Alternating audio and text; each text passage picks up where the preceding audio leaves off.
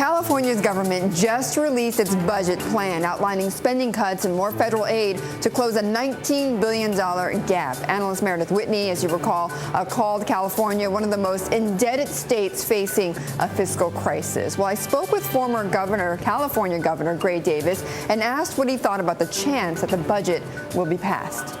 I do, Betty, because even though the budget is a mess, those legislators have to go home to their constituents and campaign for re-election in less than a month. So they can't go back without having passed the most important thing they're asked to do, which is the state budget.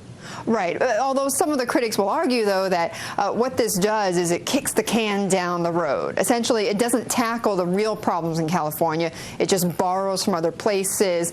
It projects higher revenue than expected, but it doesn't really tackle the problems. It's just going to erupt next year.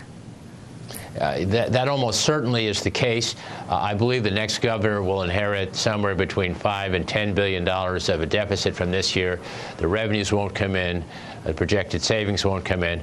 But that's what people do when they have no good choices. There are not only no good choices, there are no bad choices. There are only terrible choices left. And people shy away from making those choices. And the way they do that is by inflating the amount of revenue that they expect will come in, so that that one side balances out the other, at least on paper. Right. But in reality, the next governor is going to find himself in a hole. Well, then, Governor, what do you expect then for the credit rating of the state? Is it going to go down because of this? I can't. When I was the state controller, I dealt with rating agencies. I think we already have the lowest credit rating in the state. I'm sure this budget's not going to help anything. I'm not the one to ask whether it's going to result in a downgrade, but it's basically not the way you want to run business in California. I mean, we're the biggest state. We have the 8th largest economy in the world. We have some of the world's great companies, Cisco, Intel, Apple, right. Disney, Facebook, Twitter, on and on and on.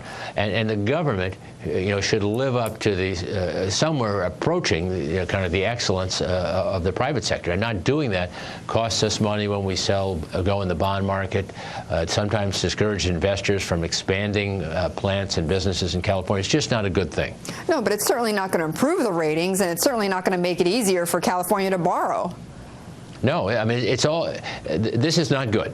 And we already have the lowest credit rating. It may get lower, and it's already affecting the factors I mentioned earlier. It's discouraging further investment in the state, which creates more jobs, and it's forcing us to pay more to borrow. Governor, what would happen if this budget wasn't approved? I think it would at some point, you just have to pass a blueprint for the next year and do the best you can. I think it absolutely has to pass this week. Otherwise, negative things will happen. Maybe we'll have to pay even more to sell California bonds.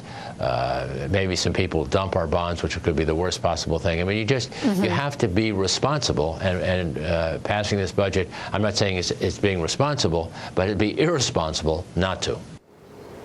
Well, we should know that Gray Davis was recalled by California voters back in 2003. The state will vote on the proposed budget solution today.